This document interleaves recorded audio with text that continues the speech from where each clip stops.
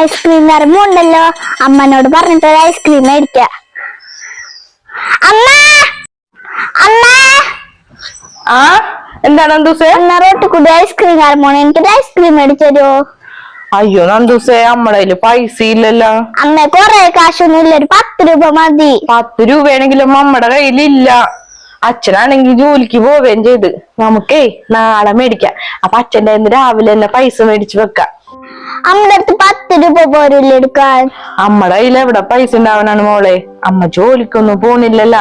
അച്ഛനല്ലേ അമ്മക്ക് ഓരോ കാര്യത്തിന് പൈസ തന്നത്. അതുകൊണ്ടാണ് അമ്മ പറഞ്ഞത് നമുക്കേ നാളെ മേടിക്കാം. അച്ഛൻ്റെ നമുക്ക് മേടിക്കാട്ട പൈസ.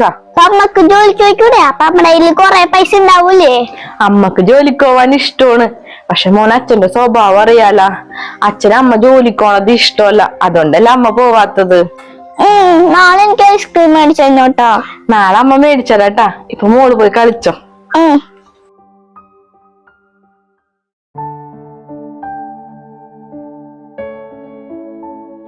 ഏട്ടായി, അതെ ഇവിടത്തെ പച്ചക്കറിയൊക്കെ തീർന്ന്. അപ്പൊ കടയിൽ പോയി കുറച്ച് പച്ചക്കറി മേടിച്ചോണ്ടും വരുമോ? പച്ചക്കറിയൊക്കെ തീർന്ന? പച്ചക്കറി തീർന്ന്. ഇവിടെ പച്ചക്കറി മേടിച്ചിട്ട് ഇപ്പൊ 2 ആഴ്ചയില്ലേ. അന്ന് മേടിച്ച പച്ചക്കറിയാണ് ഇപ്പൊ ഉപയോഗിച്ചോണ്ടിരുന്നത്. അതൊക്കെ തീർന്ന്. എങ്ങനെ തീരാതിരിക്കും? എനിക്ക് ഈ സാധനങ്ങൾ കണ്ണു നിറച്ച് കണ്ടിട്ടുണ്ടെങ്കിൽ പിന്നെ തീർക്കേണ്ട സമാധാനം കിട്ടൂല. സാധനങ്ങളൊക്കെ കുറേശ്ശെ ഉപയോഗിക്കണം. 2 ആഴ്ചയിൽ ഒരു 3 ആഴ്ചയൊക്കെ ഉപയോഗിക്കാം പച്ചക്കറി. വെറുതെ വാരി വലിച്ച് എല്ലാം ഇട്ട് പച്ചക്കറി തീർത്തിട്ട് പച്ചക്കറി മേടിക്കണോന്ന്. ഇപ്പേ പച്ചക്കറിക്കൊക്കെ തീ പിടിച്ച വരെയാണ്. അത് വല്ലത് അറിയോ? എവിടെന്ന്? നിനക്കൊന്നും അറിയണ്ടല്ല, കുടുംബത്തിരിക്കല്ലേ നീ. ബാക്കി പൈസ എല്ലാം മുടക്കണം ഞാനാണല്ല. പച്ചക്കറി ഞാൻ മേടിച്ചു വരാം. പക്ഷേ ഇല്ലേ കുറേശ്ശെ ഉപയോഗിക്കണം, മനസ്സിലായ? ഞാൻ സൂക്ഷിച്ചു തന്നെയായിട്ടായി ഉപയോഗിക്കാറ്. ഒന്നും ഞാൻ അനാവശ്യം ഞാൻ കളയാറില്ല. എങ്ങനെയാണ് ഇവിടെ പച്ചക്കറി തീരാതിരിക്കണത്? 2 കൂട്ടം കറി വെക്കണം. അച്ഛന് ഇഷ്ടപ്പെടുന്നതാണെങ്കിൽ മോക്ക് ഇഷ്ടപ്പെടില്ല, മോക്ക് ഇഷ്ടപ്പെടുന്നത് അച്ഛനും ഇഷ്ടപ്പെടില്ല. 2 പേരുടെ ഇഷ്ടത്തിനനുസരിച്ച് ഉണ്ടാക്കണ്ടേ. അതുകൊണ്ടാണ് ഈ പച്ചക്കറിയൊക്കെ പെട്ടെന്ന് തീർന്നത്. ഇനി പിന്നെ അങ്ങനെ പറഞ്ഞാ മതിയല്ല. ഞാൻ മേടിച്ചോ നോളാ, നീ വെക്കാൻ കടി.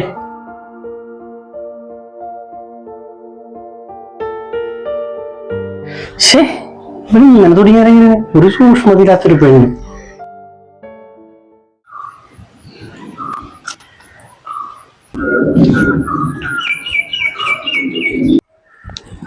ഇതാരും അച്ഛമ്മ ഇതോടെ പോയി? ഞാൻ കൊണ്ടായിട്ട് കൊടുക്കാൻ പോയത്. എവിടെ പോണു? ഞാനേ വീട്ടിലെ കുറച്ച് പച്ചക്കറി എടുക്കണേ, അത് മേടിക്കാൻ വേണ്ടി പോണു. പിന്നെ എന്താ വിശേഷം? സുഖമാണോ? നല്ല സുഖം. എന്നാ ശരി, കാണാം. ശരി.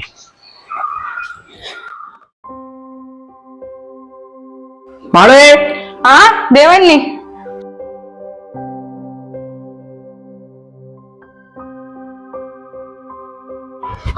നീരെന്ത് ചെയ്യുന്നത്? ഞാൻ അടിച്ചു വരായിരുന്നു. പച്ചക്കറി മേടിച്ചാ? പച്ചക്കറി മേടിച്ച് ടേബിൾ വെച്ചിട്ടുണ്ട്. പിന്നെ സൂക്ഷിച്ചു ഉപയോഗിച്ചു വന്നോട്ടാ. പിന്നെ ഞാൻ വന്ന വഴിക്ക് അച്ഛമ്മനെ കണ്ട്. ആ പാവത്തിന്റെ അവസ്ഥയിൽ ഭയങ്കര മോശം തന്നെയാ. ഈ പ്രായത്തിലും ജോലി ചെയ്യാനാണ്. ഞാൻ വന്ന സമയത്ത് കൊന്ത കെട്ടിയത് കൊണ്ടേ കൊടുത്ത് അതിന്റെ പൈസ മേടിച്ചിട്ട് വന്നാള്. എന്നാലും എന്ത് കഷ്ടമാണല്ലേ ഈ പ്രായത്തിൽ ജോലി ചെയ്യാന്ന് പറഞ്ഞാല്. മക്കൾക്ക് 2 പേർക്കും നല്ല ജോലിയുണ്ട്, പക്ഷെ ഒന്നും കൊടുക്കണില്ല എന്നൊന്ന്. അതുകൊണ്ടല്ലേ ഈ പ്രായത്തിൽ ജോലി ചെയ്യണത്. വല്ലാത്തൊരു കഷ്ടം തന്നെ.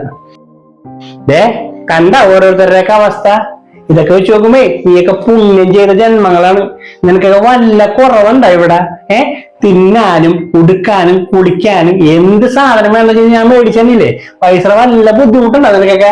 അപ്പൊ ഇതൊക്കെ കണ്ട് മനസ്സിലാക്കിക്കോ. നിനക്കൊക്കെ പൈസയുടെ വില അറിഞ്ഞൂടാ. നിനക്ക് എന്ത് കാര്യം വേണമെന്ന് പറയുമ്പോ ഞാനങ്ങനെ ചെയ്ത് തന്നെ ഉണ്ടല്ല. ഇതൊക്കെ കണ്ട് മനസ്സിലാക്കിക്കോ.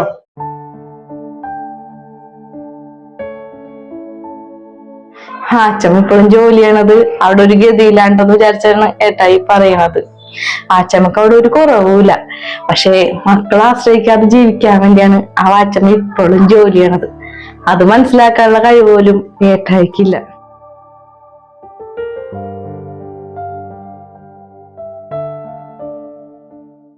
എന്റെ രാജു, നിനക്ക് നാണാവൂലടാ നിന്റെ പെണ്ണുമുള്ള ജോലിക്ക് വിടാനായിട്ട്?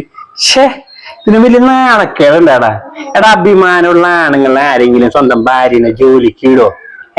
ഞാനൊന്നും വിടുകട്ടെ. എന്റെ ഭാര്യ കുടുംബത്തിരുന്നാ മതി, അല്ലാണ്ട് ജോലിക്ക് പോകേണ്ട കാര്യങ്ങളൊന്നുമില്ല. ഞങ്ങളുടെ തറവാട്ടില് ഇതുവരെ പെണ്ണുങ്ങൾ ജോലിക്ക് ഒരു ചരിത്രമില്ല. അത് ഇനി ഒരിക്കലും ഉണ്ടാവാനും പോണില്ല. നിന്റെയൊക്കെ കാര്യം കഷ്ടം തന്നെ കേട്ടാ. ആ ശരി എന്നാ. ഇങ്ങനെണ്ടാ നിങ്ങള്? ഏട്ടായി ആ എന്താണ്? അന്തൂസിന്റെ സ്കൂളൊക്കെ പൂട്ടിയല്ലോ. അപ്പൊ ഞാൻ 2 ദിവസത്തേക്ക് വീട്ടിൽ പോയിക്കോട്ടെ. അമ്മയാണെങ്കിൽ വിളിയോട് വിളിയാണ്. കൊച്ചിനെ കണ്ടിട്ടും കുറെ ആയല്ലോ. ആ പൊക്കോ, പോയി 2 ദിവസം ഒന്നും ഒരു കുഴപ്പമില്ല. അല്ല, എനിക്ക് പോകുമ്പോൾ 500 രൂപ തന്നോട്ടോ. 500 രൂപ? 500 രൂപ എന്തിനാണ്? അല്ല, വണ്ടി പൈസ വേണ്ടേ?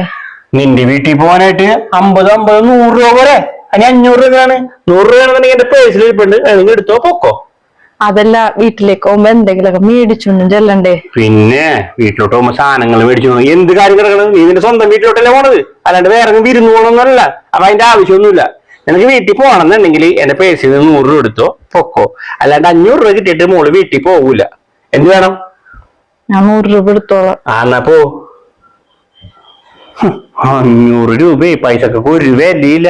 അതെങ്ങനെയാണ്? പണിക്ക് പോണില്ലല്ല, അമ്മ ഉണ്ടാക്കണ പൈസ അല്ലേ. എനിക്ക് നല്ല ബുദ്ധിമുട്ടുണ്ട്.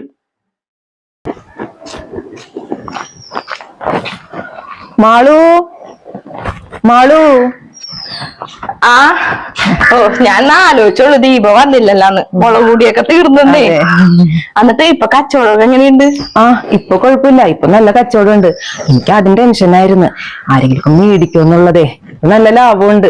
അതെന്തായാലും മേടിക്കും, അത്ര നല്ല സാധനമല്ലേ. ഒരു തവണ മേടിച്ച ആള് പിന്നത്തെ തവണ കാത്തിരിക്കും. ഇപ്പൊ ഞാൻ തന്നെ വേണ്ട, മുളക് പൊടിയൊന്നും പുറത്തുനിന്ന് ഞാൻ മേടിക്കാറില്ലല്ലോ. ഇതൊക്കെ കേൾക്കുമ്പോഴാണ് ഒരു ഉള്ളിലൊരു സന്തോഷം. അല്ല, മാളിന് എന്താണ് വേണ്ടത്? എനിക്ക് മുളക് പൊടി മല്ലിപ്പൊടി 1/2 കിലോ വെച്ചെടുത്തു. പിന്നെ മഞ്ഞപ്പൊടി 1/4 കിലോ മതി.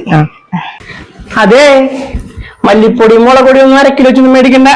1/4 കിലോ മല്ലിപ്പൊടി, 1/4 കിലോ മുളക് പൊടി. പിന്നെ മഞ്ഞപ്പൊടി ആണെങ്കിൽ 1/4 കിലോ വേണ്ട, ഒരു 100 ഗ്രാം മതി കേട്ടാ. അത്രയും മതി. അയ്യോ, അത്ര മതിയാ?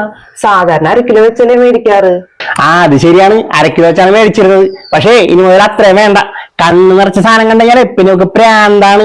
ഒരുപാട് സാധനം ഉപയോഗിച്ച് തീർത്തളയൊന്നും, വെറും ദൂർത്താണ്, ഒരു സൂക്ഷ്മതയില്ല. അത് വേറെ ഒന്നുമല്ല, പൈസ മുടക്കണ അവളല്ല, ഞാനാണ്. അവിടെ പൈസയുടെ വില അറിഞ്ഞൂടാ. അവിടെ ഇനി മുതൽ 1/4 കിലോ വെച്ച് കൊടുത്താൽ മതി. മഞ്ഞപ്പൊടി 100, ബാക്കി എന്ത് സാധനം മേടിച്ചാലും കുറേശ്ശെ കൊടുത്താൽ മതി. പൈസയുടെ വില അറിയട്ടെ.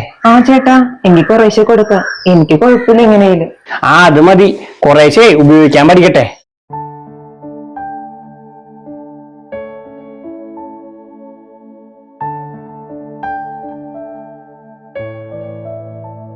എന്നാട്ടെ പൈസ.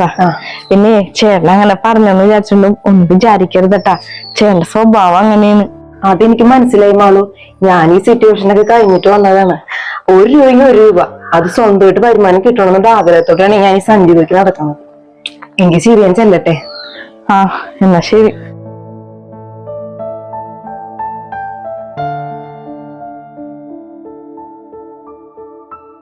ഓ, പോയ അവള്. പോയി. ഇവക്കൊക്കെ എന്തിന്റെ കേടായിട്ടാണ് ഇങ്ങനെ സഞ്ചി തൂക്കിയാക്കണത്? ഇവളുടെ ഭർത്താവിന് നല്ല ശമ്പളം ഉണ്ട്. ഈ ഒരു സഞ്ചി തൂക്കിയാക്കണ ഒരു കാര്യമില്ല അവക്ക്. പൈസനോടുള്ള ആർത്തിയാണ്, ആർത്തി മൂത്ത് നടക്കണാണ്. പിന്നെ എല്ലാ വീടുകളിൽ ഇങ്ങനെ കയറി ഇറങ്ങുമ്പോ 10 പേരെ കാണുകയും ചെയ്യാം, കുറെ വർത്താനവും പറഞ്ഞ് ഇങ്ങനെ നടക്കുകയും ചെയ്യാം. ഇവളെയും പറഞ്ഞിട്ട് കാര്യമില്ല. ഇവളെ കെട്ടിയോനടിക്കണം ആദ്യം. ഈ പെണ്ണിന് ഇങ്ങനെ ജോലിക്ക് പറഞ്ഞു വിടണേന്. ഏട്ടായി അവളെ കുറിച്ച് എന്തറിഞ്ഞിട്ടാണ് ഈ പറയണത്? അവളങ്ങനെ പൈസ ആക്രാന്തം മൂത്ത് നടക്കണമെന്നല്ല, സ്വന്തമായിട്ട് ഒരു വരുമാനം. അതിനു വേണ്ടിയാണ് അവളിങ്ങനെ ഈ സഞ്ചിയും തൂക്കി നടക്കണത്. 1 രൂപയ്ക്ക് 1 രൂപ, അത് സ്വന്തമായിട്ട് അധ്വാനിച്ചുണ്ടാക്കുമ്പോ കിട്ടണ ഒരു സന്തോഷമില്ലേ, അത് നിങ്ങൾക്ക് പറഞ്ഞാ മനസ്സിലാവൂല. അതെ, എന്നെ പോലത്തെ വീട്ടമ്മമാർക്കേ മനസ്സിലാവുള്ളൂ. ഈ എല്ലാ കാര്യത്തിനും ഭർത്താക്കന്മാരുടെ മുമ്പിൽ ഒന്ന് കൈ നീട്ടേണ്ട ഒരു അവസ്ഥയില്ലേ?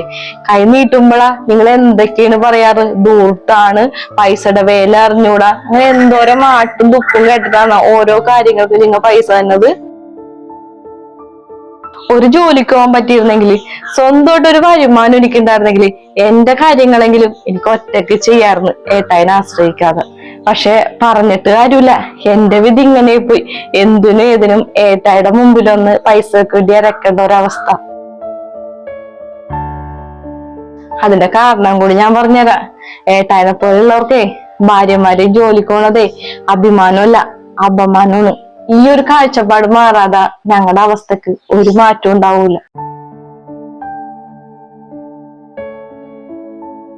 അതെ, സ്വന്തം ഭാര്യമാർ ജോലിക്ക് പോകുന്നത് അഭിമാനമായി കാണാതെ അപമാനമായി കാണുന്ന ഭർത്താക്കന്മാർ ഇന്നും നമുക്കിടയിലുണ്ട് കേട്ടോ. ഇനിയിപ്പോ നിങ്ങളുടെ ഭാര്യ ജോലിക്ക് പോകുന്നത് നിങ്ങൾക്ക് ഇഷ്ടമല്ലെങ്കിൽ അവരെ ജോലിക്ക് വിടണ്ട. പക്ഷേ അവരുടേതായിട്ടുള്ള ചെറിയ ചെറിയ ആവശ്യങ്ങൾ നിറവേറ്റാനായുള്ള തുക അതവരുടെ കയ്യിൽ കൊടുക്കുക തന്നെ വേണം. സ്വന്തം ഭാര്യയെ ജോലിക്ക് അയക്കുകയുമില്ല, അവളുടെ ആവശ്യങ്ങൾക്കുള്ള പൈസ കൊടുക്കുകയുമില്ല എന്ന് പറയുന്നത് അവരോട് ചെയ്യുന്ന ഏറ്റവും വലിയ ക്രൂരത തന്നെയാണ്. തൻ്റെ സ്വന്തം കുഞ്ഞിനെ ഒരു മിഠായി വാങ്ങിക്കൊടുക്കാൻ 10 രൂപ പോലും കയ്യിലില്ലാതെ വരുന്ന ഒരു വീട്ടമ്മയുടെ അവസ്ഥ അത് വളരെയധികം ദയനീയമാണ്. ഈ വീഡിയോയിലെ ഭർത്താവിനെ പോലെ സ്വന്തം ഭാര്യ ജോലിക്ക് പോകുന്നത് അപമാനമായിട്ടാണോ അതോ അഭിമാനമായിട്ടാണോ നിങ്ങളുടെ ഭർത്താവും കാണുന്നത്? ഒന്ന് കമൻറ്റ് ചെയ്യൂ. അതുപോലെ തന്നെ ഈ ഒരു വീഡിയോ നിങ്ങൾക്ക് ഇഷ്ടമായിട്ടുണ്ടെങ്കിൽ വീഡിയോ ഷെയർ ചെയ്ത് ഞങ്ങളെ ഒന്ന് സപ്പോർട്ട് ചെയ്യാനും മറക്കരുതേ.